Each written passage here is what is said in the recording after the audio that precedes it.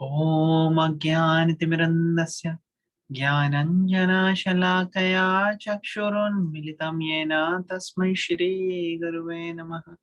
जय श्री कृष्ण चैतन्य प्रभु नित्यानंद श्री अद्वैत गदाधर शिवासादि गौर भक्तवृंद।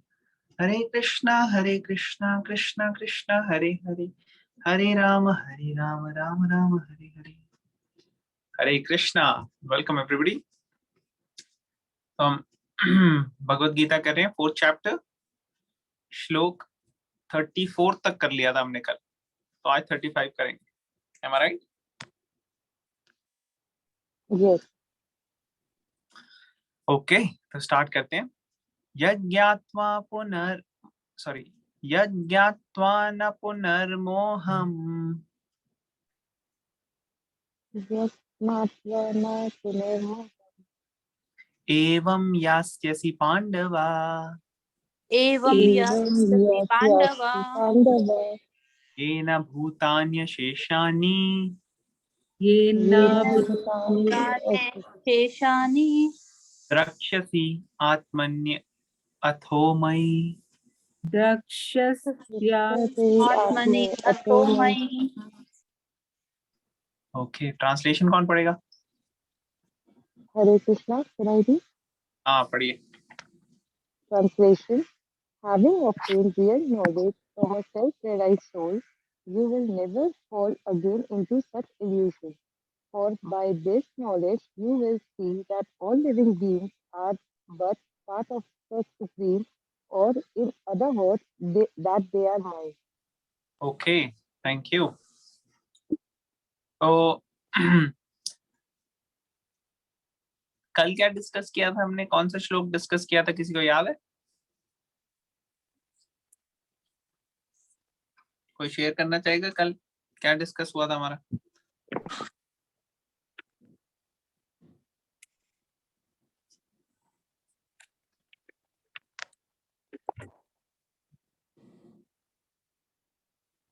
एनीबॉडी?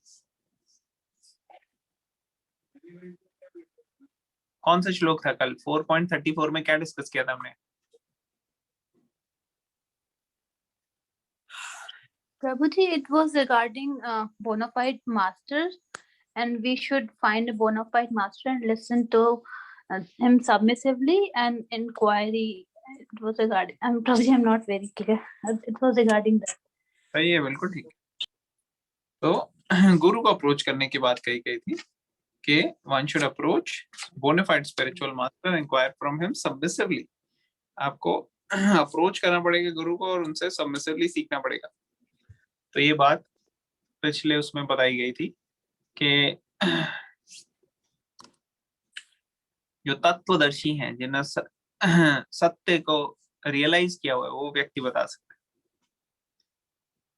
तो यहाँ पे बता रहे हैं, उसी के कंटिन्यूएशन में, उसी फ्लो में कृष्णा बोल रहे हैं कि आपको जब सही ज्ञान मिल जाएगा, रियल नॉलेज आपको मिल जाएगी, असली नॉलेज, एब्सोल्यूट ट्रुथ ज्ञान में एक सेल्फ रियलाइज्ड व्यक्ति से, तो आप फिर से माया में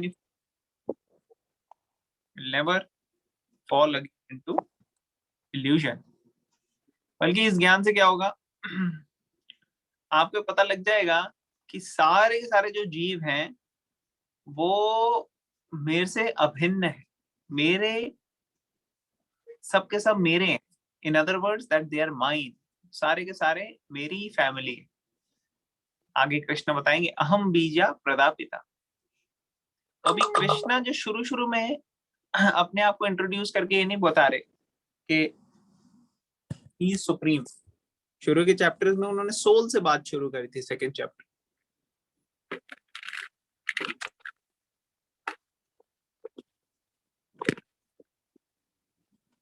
और सोल से डिस्कशन करने के बात शुरू करी थी, और अभी धीरे धीरे धीरे धीरे कृष्णा और ज्यादा इसको नॉलेज को रिफाइन करके और अपने बारे में बताएंगे। अभी यहाँ पे वो इंट्रोड्यूस कर रहे हैं कुछ कुछ सेक्शंस में। तो उन्होंने बोला कि सारे के सारे जीव जो हैं वो मेरे हैं। इस बोलने का क्या पॉइंट है? पॉइंट ये है कि अर्जुन वहां पे सोच रहा था कि अरे मुझे इतने सारे लोगों को मारना पड़ेगा, इतने सारे लोगों का वध करना पड़ेगा, मृत्यु हो जाएगी, बड़ा खराब हो जाएगा, सिंफुल रिएक्शंस हो जाएंगे। तो कृष्णा बताने जा रहे हैं कि भाई ये मत सोचो तुम कि सिर्फ तुम्हारे लोग हैं, ये एक्चुअली सारे के सारे सृष्टि में जो लोग हैं सारे मेरे हैं, दे आर माइन।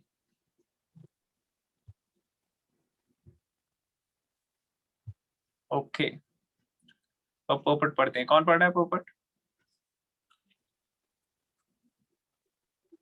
कोई पढ़ेगा पहला पैराग्राफ पोपट का? So I can read. हाँ पढ़ो पढ़ो। Hello. Okay. पढ़ो। Purport. The result of receiving knowledge from a self-realized soul or one who knows things as they are is learning that all living beings are parts and parcels of the Supreme Personality of Godhead, Lord Shri Krishna. The sense of an existence separate from Krishna is called Maya. Ma, not Ya, means this. Some think that we have nothing to do with Krishna, that Krishna is only a great historical personality, and that the Absolute is the impersonal Brahman.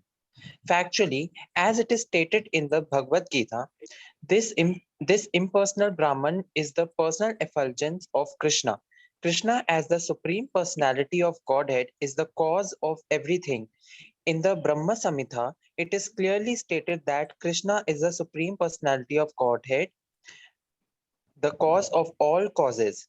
Even the millions of incarnations are only his different expansions. Similarly, the living entities are also expansions of Krishna. The Mayavadi philosophers wrongly think that Krishna loses his own separate existence in his many expansions. This thought is material in nature. We have experience in the material world that a thing, when fragmentally disturbed, loses its own original identity.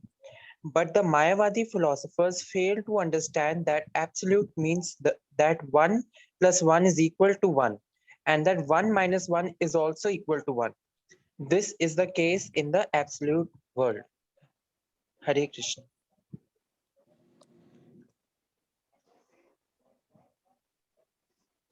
Hare Krishna, thank you for reading.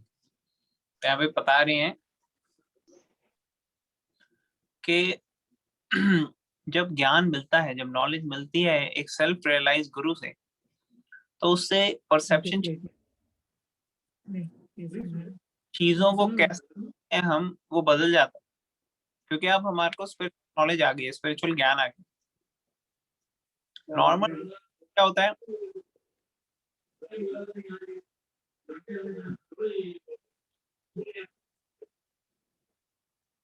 थोड़ी सी disturbance आ रही है, किसी का unmute है mic?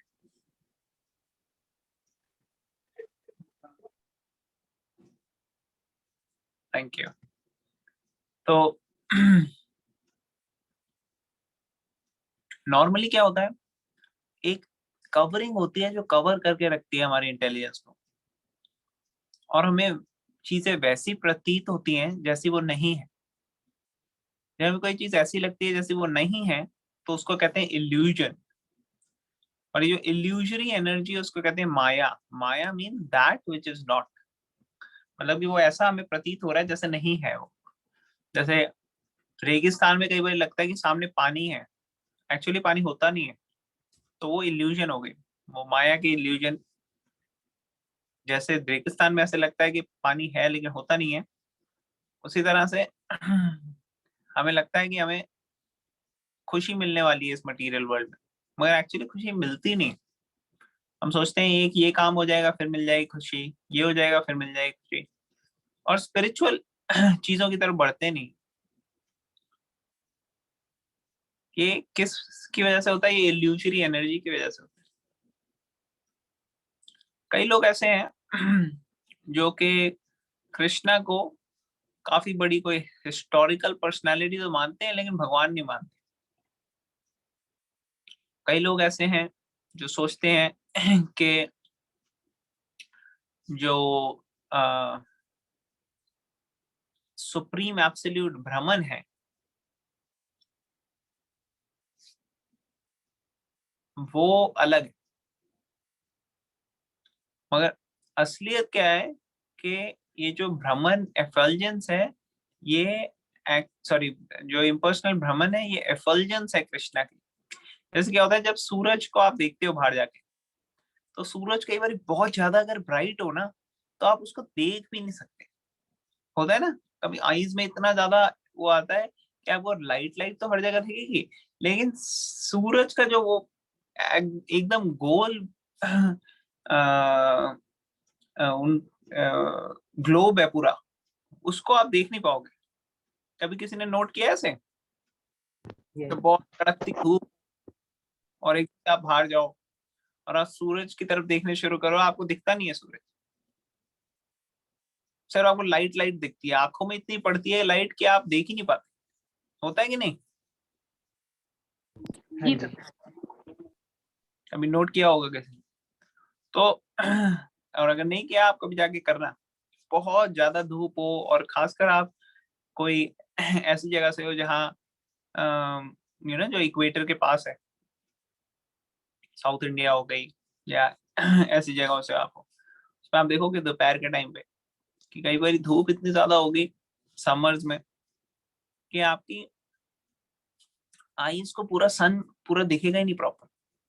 तो इसी तरह से क्या होता है कि जब बहुत ज्यादा एफल्जेंस होती है ना ब्राइट लाइट, तो हमें दिखता नहीं। उसी तरह से ये जो लाइट सन को कवर कर रही है, जैसे सनी की लाइट है लेकिन वो इतनी ज्यादा ब्राइट है कि सन नहीं दिख रहा, उसी तरह से क्या होता है भगवान की भ्रमण एफल्जेंस जो होती है वो इतनी ब्राइट होती है कि पीछे जहां से वो आ रही है एक्चुअली वो इन लोगों को दिखता नहीं, और उस वजह से वो सोचते हैं कि ये भ्रमण ही सब कुछ है, मगर एक्चुअली वो एफल्जेंस है कृष्णा की, और उसके पीछे वैकुंठा प्लैनेट्स होते हैं जहाँ पे कृष्णा होते हैं, सुप्रीम पर्सनैलिटी ऑफ गॉड। फिर यहाँ पे अलग अलग शास्त्रों का वर्णन भी किया है, जैसे भगवत गीता में बताया है, फिर ब्रह्म संहिता में बताया है कि भगवान कृष्ण है जो वो आदि पुरुष है, सर्व कारण कारणम, सभी कारणों के कारण है। सारे के सारे डिफरेंट जो इनकारनेशंस है वो एक्चुअली कृष्णा से ही आते हैं। और दो तरीके के भगवान के एक्सपेंशन है, एक तो विष्णु तत्व है जो कि अलग अलग इनकारनेशन हो गए, और एक है जीव। जीव मतलब हम सब लिविंग एंटिटीज, डेमी गॉड्स, ये सारे ही भी भगवान के ही पार्ट एंड पार्सल। तो मायावादी लोग कई बार सोचते हैं कि जो अलग अलग लिविंग एंटिटीज है वो भ्रमण है, और अगर वो मर्ज हो जाएंगे सुप्रीम एब्सोल्यूट भ्रमण में तो वो भगवान बन जाएंगे, ऐसा सोचते हैं वो। और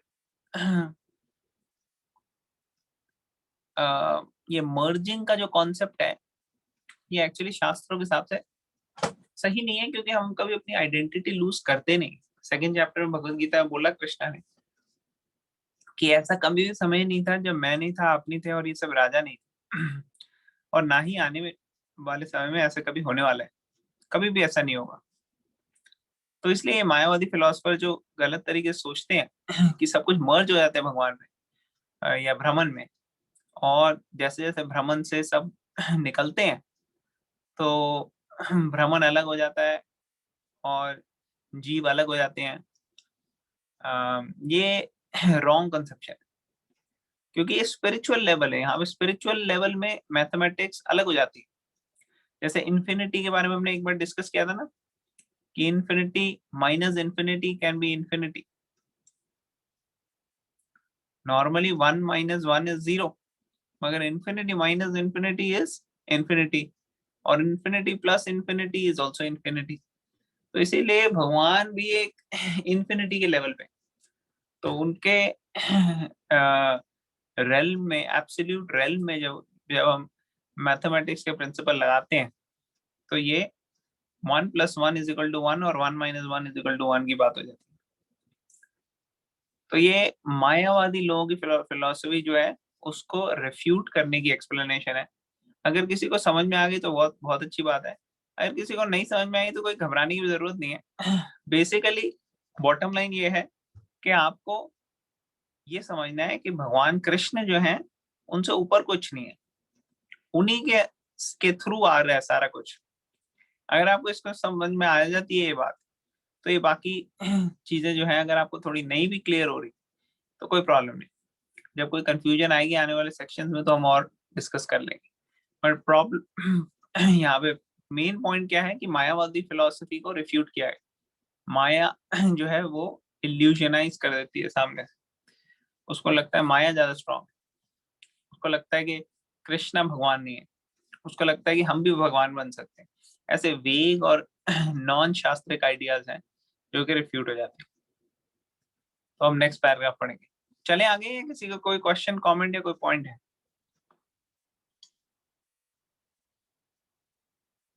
ऑलराइट, चलते हैं हम आगे। तो कौन पढ़ेगा नेक्स्ट पर्पट का सेकंड पैराग्राफ और last paragraph? Hare Krishna Prabhuji, can I read? हाँ पढ़िए माँ। For want of sufficient knowledge in the absolute science, we are now covered with illusion, and therefore we think that we are separate from Krishna. Although we are separated parts of Krishna, we are nevertheless not different from him. The bodily difference of the living entities is Maya, or not actual fact. We are all meant to satisfy Krishna. By Maya alone, Arjun thought that the temporary bodily relationship with his kinsmen was more important than his eternal spiritual relationship with Krishna. The whole teaching of the Gita is targeted toward this end, that a living being as Krishna's eternal servitor cannot be separated from Krishna, and his sense of being and identity apart from Krishna is called Maya. The living entities, as separate parts and parcels of the Supreme, have a purpose to fulfill. Having forgotten that purpose since time immemorial, they are situated in different bodies as man, animals, demigods, etc. Such bodily differences arise from forgetfulness of the transcendental service of the Lord. But when one is engaged in transcendental service through Krishna consciousness, one becomes at once liberated from this illusion. One can acquire such pure knowledge only from the bona fide spiritual master and thereby avoid the delusion that the living entity is equal to Krishna. Perfect knowledge is that the Supreme Soul, Krishna, is the supreme shelter for all living entities. And giving up such shelter, the living entities are deluded by the material energy, imagining themselves to have a separate identity. Thus, under different standards of material identity, they become forgetful of Krishna. When, however, such deluded living entities become situated in Krishna consciousness, it is to be understood that they are on the path of liberation, as confirmed in the Bhagavatam 2.10.6. Muktir nyatha rupam swarupena vayavasthiti. Liberation means to be situated in one's constitutional position as an eternal servitor of Krishna, Krishna consciousness. Hare Krishna. Thank Hare you, Prabhu. for reading. Okay. तो इस purple में क्या बता रहे हो? For want of sufficient knowledge in the absolute science, we are now covered with illusion. Therefore, we think that we are separate from Krishna. तो अभी क्या है हमारी आइडेंटिटी? अभी हम बॉडीली आइडेंटिटी में, हम अपने आप को इस शरीर से अलग नहीं समझ पाते। जो जो शरीर मांगता है हम देते रहते हैं उसको। क्यों? क्योंकि हमें लगता है कि हम ये शरीर ही है, और जो भी शरीर से जुड़ी चीजें हैं बस उसी में हमारी कॉन्शियसनेस रहती है। पर जब हमारे को ये पता लग जाता है, असली ज्ञान मिल जाता है, एब्सोल्यूट साइंस, एब्सोल्यूट नॉलेज, एक गुरु के पास जाने से, तो फिर ये जो इल्यूजन है, ये जो गलत धारणा है हमारे अंदर से चली आती है। ये धारणा माया की वजह से, माया मीन्स इल्यूजरी एनर्जी, इल्यूजन की वजह से हमें ऐसा लगता है कि हम ये शरीर है। बस जब हम अपना असली स्वरूप समझ लेंगे तो हम इसमें नहीं रहेंगे। और असली स्वरूप क्या है कि हम भगवान के अंश हैं, भगवान के दास हैं। और अगर हम भगवान की सेवा में लगेंगे तो एक्चुअली हमारे को सबसे ज्यादा संतुष्टि तभी मिलेगी, अदरवाइज पूरी संतुष्टि मिलने का होप नहीं है। तो ये भगवत गीता की पूरी टीचिंग्स जो है वो इसी पे टारगेट करती है कि कैसे जो जीव है उसका भगवान से कनेक्शन, भगवान से अलग हट के अगर कनेक्शन सोचेंगे, जैसे अर्जुन सोच रहा है बाकी लोगों से, और वो भूल गया कि उसका स्पिरिचुअल कनेक्शन क्या है, भगवान की इच्छा क्या है, तो उस वजह से उसको मिजरी, प्रॉब्लम, तकलीफ, कंफ्यूजन ये सब हो रहा है। जब उसे समझ में आ जाएगा भगवान से क्या कनेक्शन है और उसमें में वो चलेगा, तो फिर उसको अपनी ड्यूटी भी पता होगी, उसको भगवान से अपना रिलेशन भी पता होगा, उसको ये भी पता होगा क्यों वो काम कर रहा है, तो माया से बाहर आ जाए। तो ऐसे जो जीव हैं वो separated parts and parts of the supreme है। जैसे हमने देखा था कि भगवान के एक्सपेंशन विष्णु तत्व तो होते ही हैं, इंटीग्रेटेड एनर्जीज, और सेपरेटेड होते हैं लिविंग एंटिटीज। तो इसको भूलना नहीं है हमने। अगर हम इसको भूल जाएंगे इस बात को और भगवान से कनेक्शन एस्टैब्लिश नहीं करेंगे, तो हमारे को ऐसे ही एक शरीर से दूसरे शरीर में जाना पड़ेगा। अभी हम इंसान के शरीर में, तो कभी जानवर का शरीर मिल जाएगा हमें, कभी हो सकता है देवी देवता का शरीर मिल जाए, लेकिन इसी में भटकते रहेंगे। तो इसलिए हमें भूलना नहीं है अपना रिलेशनशिप भगवान से, और इसमें एस्टैब्लिश करना है, इसको स्ट्रेंथन करते रहना है, जिसके लिए भगवत गीता पढ़नी है, जिसके लिए गुरु के पास जाना है, जिसके लिए नॉलेज लेनी है, जिसके लिए साधना करनी है, जिसके लिए भगवान को याद करना है, जिसके लिए भगवान को प्रे करना है, चैंटिंग करनी है। तो ये सब प्रोसेस है। और जब इस सेवा भावना में निकल लग जाता है इंसान और एक गुरु के साथ से नॉलेज लेता है, उसको फॉलो करता है, तो उसका रास्ता खुल जाता है मोक्ष का रास्ता। वो इल्यूजन से, माया से निकल के सत्य की तरफ, एब्सोल्यूट ट्रुथ की तरफ बढ़ता है। और ये जब पूरी तरह से वो रियलाइजेशन हो जाती है उसको कि मैं भगवान का अंश हूँ, भगवान का सेवक हूँ, भगवान की सेवा में लगना मुझे, तो वो लिबरेशन के उसमें आ रहा है। जब उसको रियलाइज हो जाता है ये चीज,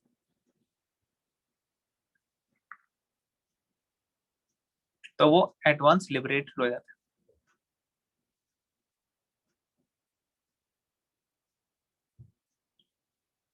तो इसके लिए गुरु के पास जाना बहुत जरूरी है।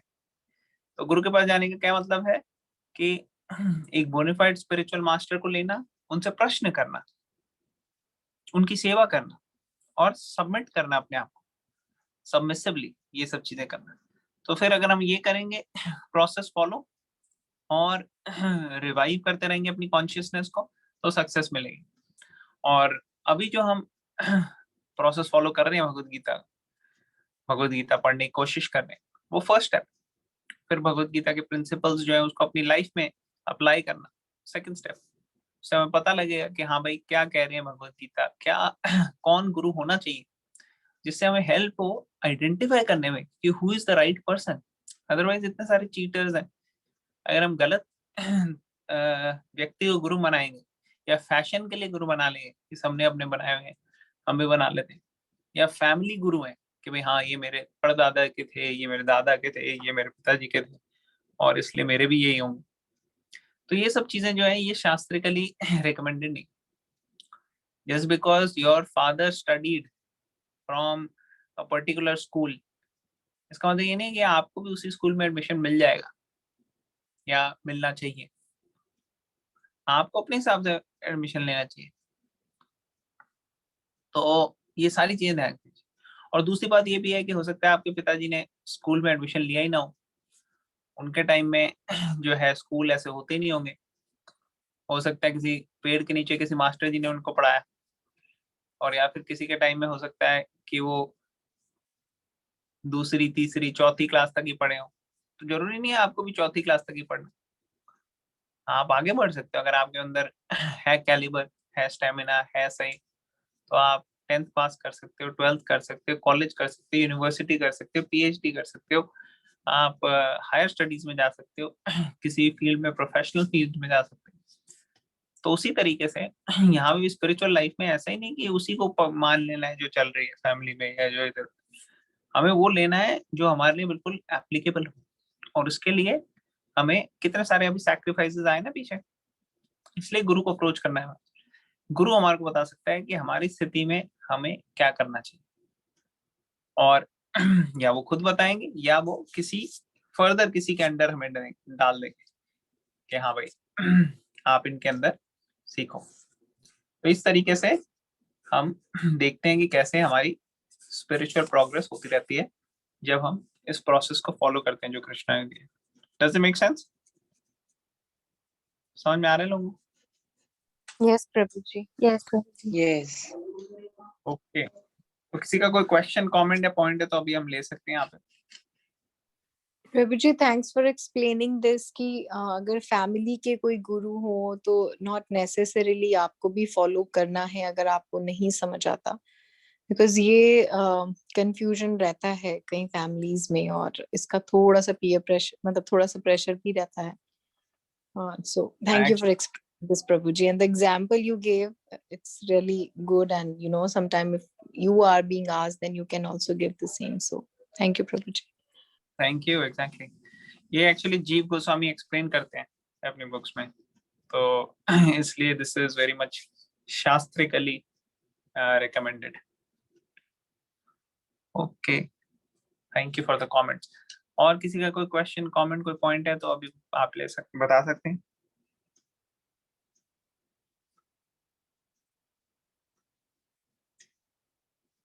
गुरु मीन्स हैवी। गुरु मीन्स आप जिनके साथ रिलेशनशिप एस्टैब्लिश कर रहे हो, आपको पता लग गया कि वो इतना आपको भगवान के जाने के, भगवान के पास जाने के लिए इंस्पायर कर रहे हैं, हेल्प कर रहे हैं, कि पूरी दुनिया की बात एक तरफ हो और गुरु की बात एक तरफ हो, तो भी गुरु की बात इतनी हैवी है कि उसको रिजेक्ट नहीं किया जा सकता। ऐसे व्यक्ति को हम गुरु एक्सेप्ट करते हैं।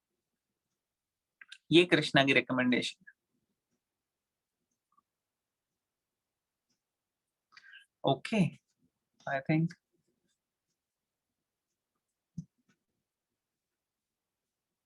तो अगला ज्यादा बड़ा नहीं है, हम करते हैं 4.36। अपि चेद असि पापेभ्यः अपि चेदसि पापेभ्यः सर्वेभ्यः पापकृत्तमा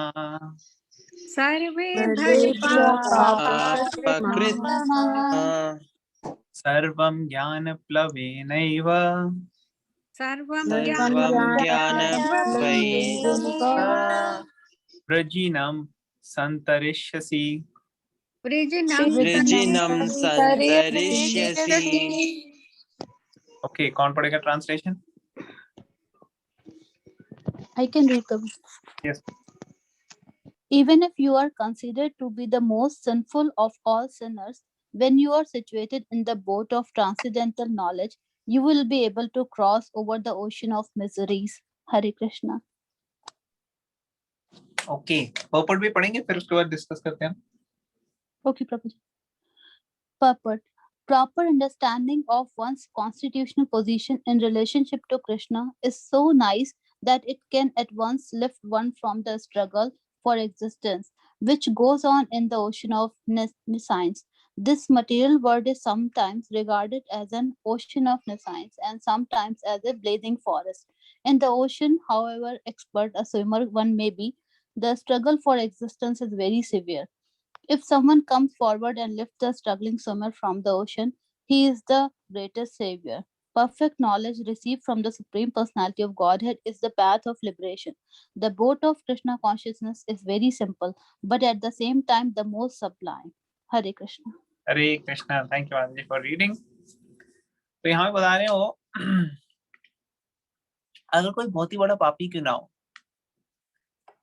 अगर आप बहुत ही ज्यादा सिंफुल हो, सभी पापियों में से भी सबसे बड़े पापी हो आप, लेकिन फिर भी अगर आप इस स्पिरिचुअल लाइफ को लो लोगे तो आप बच सकते हो। जैसे एक कोई डूब रहा है व्यक्ति या कोई स्विमिंग करके जा रहा है और वो इतनी बड़ी समुद्र में कर रहा है जिसको क्रॉस कर नहीं सकता वो, लेकिन तभी वहां पे आ जाती है कोई बोट या कोई हेलीकॉप्टर से उठाने के लिए आ जाता है और उस व्यक्ति को डालता है रस्सी, आ जाओ जी आ जाओ, और रस्सी पकड़ के बाहर आ जाए, बोट में या हेलीकॉप्टर में आ जाए, तो वो बच सकता है। लेकिन अगर वो वहीं रहेगा समुद्र में और सोचेगा कि मैं समुद्र को स्विम करके क्रॉस कर लूंगा, तो ये मूर्खता होगी, है कि नहीं? आपको अच्छा खासा मौका मिल रहा है निकलने का, आप निकलो। कितना भी कोई एक्सपर्ट स्विमर हो, वो मान लो आपको इंडिया से अमेरिका जाना है, आप स्विम करके नहीं जा सकते कि हाँ चलो भाई मैं स्विम करके जाता हूँ, ओशन है पूरा। तो इसलिए आपको समझना पड़ेगा कि ये छोटे से ओशन जो अर्थ पे है उसको हम नहीं क्रॉस कर सकते। भव सागर तो बहुत ही बड़ा है, जो मटेरियल वर्ल्ड का ये जो ओशन है इसे क्रॉस करवाना तो प्रैक्टिकली इम्पॉसिबल है। लेकिन जो लोग ऑलरेडी इसके बाहर है वो हमारे को लेके जा सकते हैं रस्सी फेंक के। तो जो जो गुरु हैं, जो ऑलरेडी रियलाइज्ड पर्सनालिटीज हैं, वो कर सकते हैं।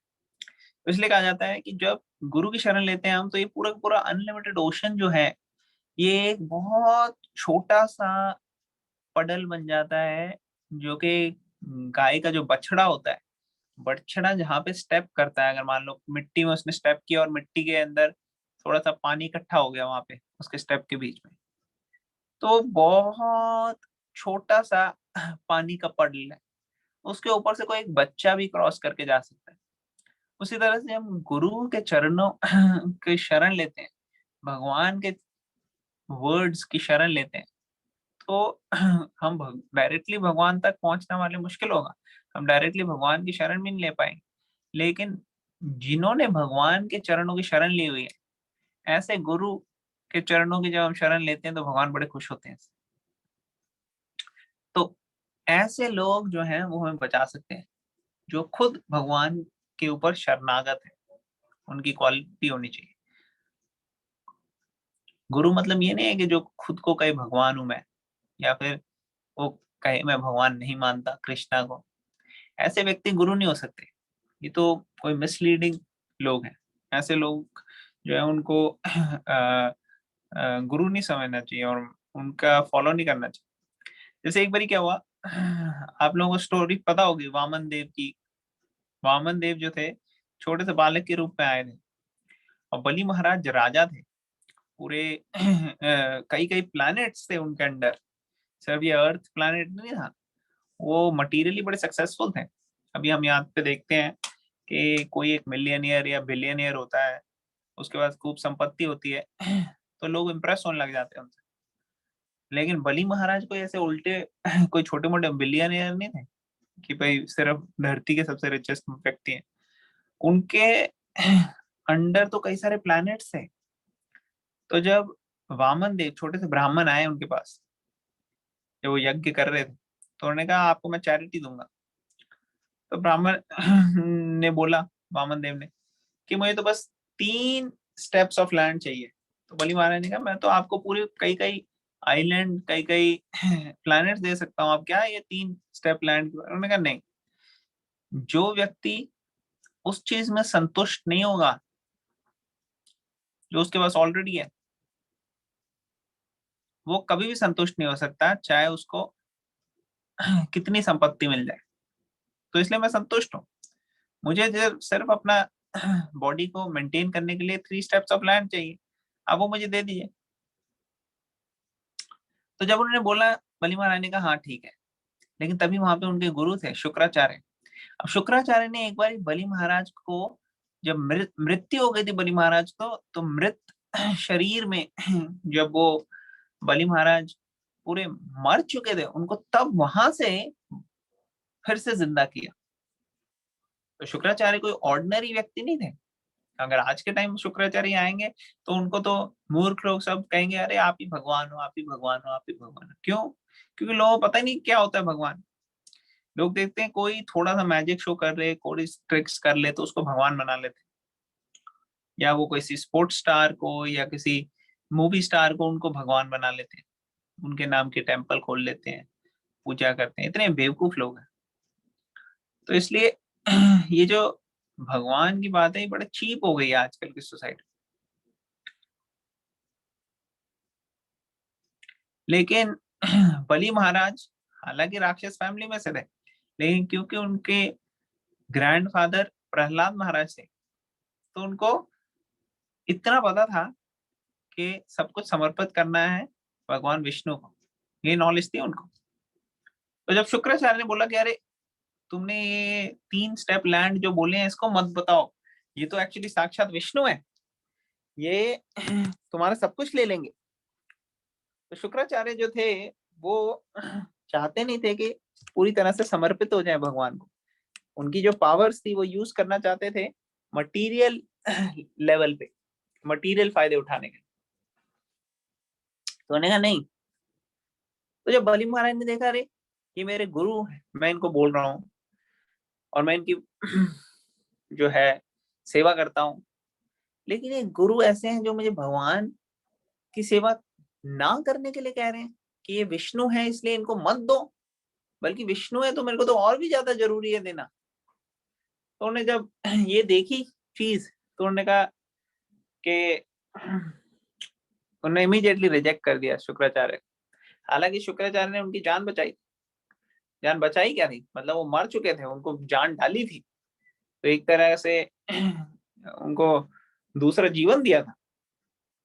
कोई कह सकता है अरे मैं आपके लिए पूरी जान न्यौछावर कर दूंगा अपनी, आप कह रहे हो कि मत दो उन्हें 3 स्टेप लैंड, नहीं दूंगा मैं। कई लोग ऐसे कह सकते हैं, कई मूर्ख व्यक्ति। मगर बलि महाराज ही न्यू बेटर, उनको ज्यादा इससे नॉलेज थी, ज्ञान था, समझ थी, बुद्धि थी, डिवोशन थी। तो उनको पता था कि ये उचित नहीं रहेगा और उन्होंने रिजेक्ट कर दिया अपने गुरु। तो जो गुरु भगवान से हमें दूर लेके जाते हैं वो व्यक्ति गुरु नहीं हो सकते, चाहे वो कितनी शक्तिशाली क्यों ना हो, कितनी उनके पास नॉलेज, कितनी उनके पास शक्तियां हो, मंत्र हो, लेकिन वो भगवान के पास लेके जा रहे हैं हमें तो वो हमारे हितैषी नहीं हो सकते। तो ऐसे व्यक्ति से थोड़ा डिस्टेंस मेंटेन रखना चाहिए। तो यहाँ पे इवन दो शुक्राचार्य बहुत ज्यादा पावरफुल थे, लेकिन फिर भी बलि महाराज ने फटाफट डिसीजन लिया और अल्टीमेटली इस पूरी स्टोरी में हीरो है बलि महाराज। एक्चुअली बलि महाराज ने कहा आप तीसरा स्टेप, क्योंकि वामन देव तो फिर बहुत बड़े हो गए, उन्होंने 2 स्टेप में ही सारी की सारी प्रॉपर्टी, सारे के सारे प्लैनेट, सारे के सारे पूरा का पूरा यूनिवर्स कवर कर लिया। एक्चुअली जो भी उनका था बलि महाराज का सब कुछ कवर कर लिया। तो बलि महाराज को कहा मैं तीसरा स्टेप कहाँ रखूं, तो इनका अब तो आपने मेरी प्रॉपर्टी वगैरह तो सब ले लिया है, अब मेरी खुद की बस लाइफ बची है, मेरा जीवन बचा है, मेरी कॉन्शियसनेस बची है, मेरी चेतना बची है, मैं सब चीजें आपकी शरण में डालता हूँ, आप तीसरा स्टेप मेरे ऊपर रखिए। तो ये सिर्फ ये नहीं था कि आप मेरे ऊपर रखो बस, इसका मतलब था पूरी तरह से भगवान को सरेंडर करना, सबमिट करना। तो ये था पूर्ण समर्पण भगवान के प्रति। तो ये ऐसे पर्सनालिटीज पहले के टाइम में कितने हैं जिन्होंने प्रोसेस फॉलो किया है, और ये शॉर्ट सक्सेस का प्रोसेस है, इसलिए हमारे को इसको फॉलो करना चाहिए। ठीक है, अब हम स्टॉप करेंगे यहाँ पे। किसी का कोई क्वेश्चन, कमेंट या कोई पॉइंट है?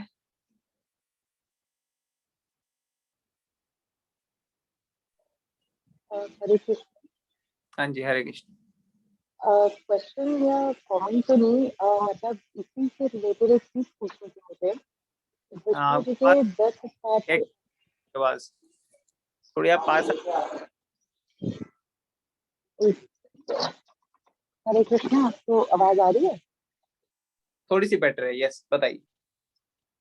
इसी से मुझे एक क्वेश्चन आपसे यही पूछना था। विष्णु जी के जो 10 अवतार है, हर अवतार में मतलब उसने एक डीमन को मारा था, जिससे एक मतलब जैसे डीमन को मारा था। तो जो ये वामन अवतार है, इसमें हमें सिर्फ यही टीचिंग मिलती है कि मतलब जैसे ब्लाइंडली किसी भी गुरु पे फेथ नहीं करना, और कोई भी टीचिंग होती है क्या इस अवतार की? तो वामन अवतार की क्या टीचिंग्स हैं? हाँ जी, जैसे कृष्णा के रूप में जब आए, जो एक अवतार है उसमें उन्होंने कंस को मारा, राम के रूप में ये रावण को मारा, नरसिंह के रूप में, जैसे हिरण्यकश्यप ने तो वामन अवतार में मतलब उन्होंने मतलब कोई किसी कौन से इवल को मारा था। हाँ, तो बड़े सारे अवतार हैं जिनमें उन्होंने नहीं मारा। जैसे आप देखो मत्स्य में कोई नहीं मारा, कूर्मा में किसी को नहीं मारा, है कि नहीं। वराह में किसी, सॉरी वराह कह रहा हूँ, वामन में किसी को नहीं मारा। तो इन सब में किसी को मारा नहीं, बुद्धा में नहीं मारा। तो ऐसा जरूरी नहीं है कि भगवान मारने के लिए आते हैं सिर्फ। जैसे पहले ही बताया गया है कि मारने का जो काम है वो तो सेकेंडरी एक्चुअली। जो मेन काम होता है वो होता है भक्तों के साथ लविंग रिलेशनशिप का काम। भगवान जो है यदा यदा ही धर्म से ग्लानिर्भवति भारत अभ्युत्थानम धर्मस्य तदात्मानं सृजाम्यहम् परित्राणाय साधूनाम, ये पहला काम है। जो साधु हैं, जो भगवान के भक्त हैं, उनके साथ लीला करने के लिए आते हैं भगवान। जब भगवान आते हैं तो दिखाने के लिए आते हैं कि देखो ये होता है स्पिरिचुअल वर्ल्ड में। जब कृष्णा, बलराम, राम ये सब आते हैं तो कई सारी ऐसी लीलाएं होती हैं जो ये दिखाते हैं कि ये लीला होती है स्पिरिचुअल वर्ल्ड में। इस मटेरियल वर्ल्ड में आप क्यों सफर कर रहे हो, आप लोग आओ स्पिरिचुअल वर्ल्ड में, हम लोग एंजॉय करेंगे।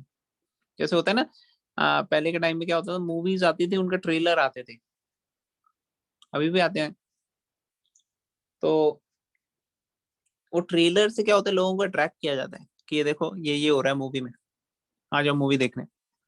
तो उसी तरह से ये ट्रेलर देते हैं कृष्णा जब आते हैं कि देखो कैसे वो अपने काउहर्ड बॉयज के साथ प्ले कर रहे हैं, कैसे वो लीला कर रहे हैं वृंदावन में। तो ये सब लीलाएं देख के मजा आता है लोगों को। कहते हैं हाँ यार, हम क्यों स्ट्रगल कर रहे हैं यहाँ पे बॉडीली कॉन्शियसनेस में, हम भी जाते हैं एंजॉय करते हैं कृष्णा के साथ। तो ये मकसद होता है मेन, जब भगवान आते हैं अपने डिवोटीज के साथ लविंग रिलेशनशिप्स एस्टैब्लिश करना, लोगों को दिखाना कि क्या हो रहा है यहाँ पे स्पिरिचुअल वर्ल्ड में, क्या हो रहा है। आई मीन, तो उससे लोगों की इच्छा बने, लोगों का कनेक्शन बने भगवान के साथ, पता लगे कि भगवान कितने ज्यादा दयालु हैं। जब प्रहलाद महाराज के पास आए नरसिंहदेव, तो जरूरी नहीं था उनको ऐसे आना। वो हिरण्यकश्यप का हार्ट बीट बंद कर देते, बस खत्म, हार्ट बीट खत्म।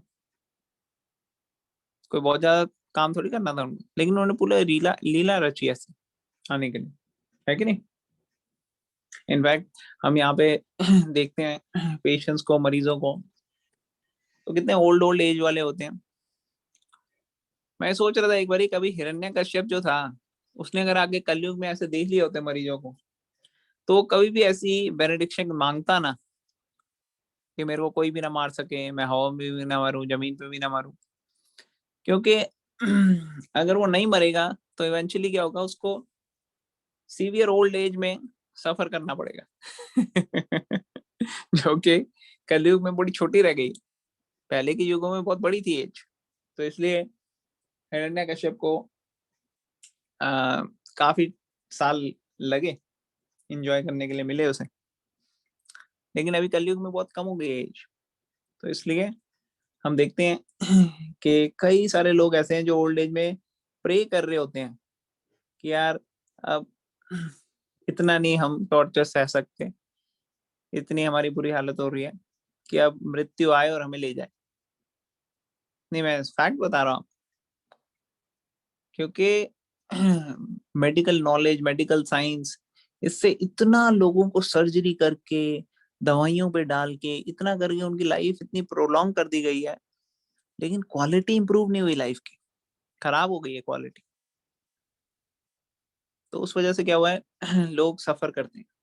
तो पॉइंट ये है कि भगवान जब आते हैं तो उनका मेन मकसद ये होता है कि डिवोटीज के साथ लीला करना, और एक ऐसे नाइस अच्छा पास टाइम दिखाना हमें, जिससे हम भगवान को रियलिश कर सकें, उनको रिमेम्बर कर सकें, उनके पास टाइम्स के अंदर हम अपने आप को एब्जॉर्ब कर सकें। ठीक है ना, डज इट मेक सेंस? हाँ जी। ओके, तो ऐसे भगवान के बड़े सारे इनकारनेशन है जो जिनका मारने से कोई रिलेशन नहीं था। जैसे कपिल मुनि भी आए थे, दश अवतार में नहीं है वो, लेकिन वो भी आए थे। एक दिन हमने डिस्कस किया था ना कि दश अवतार से कई ज्यादा अवतार होते हैं भगवान के, जरूरी नहीं है 10 ही। ओके, और किसी का कोई क्वेश्चन?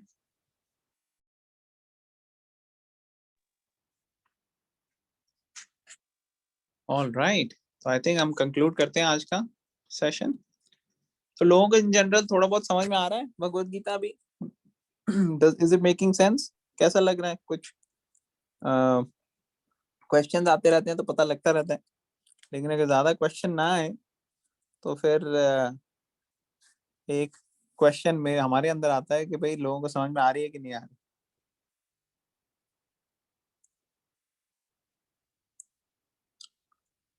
लोगों को अगर कुछ क्लियर नहीं हो रहा तो आप बता सकते हैं।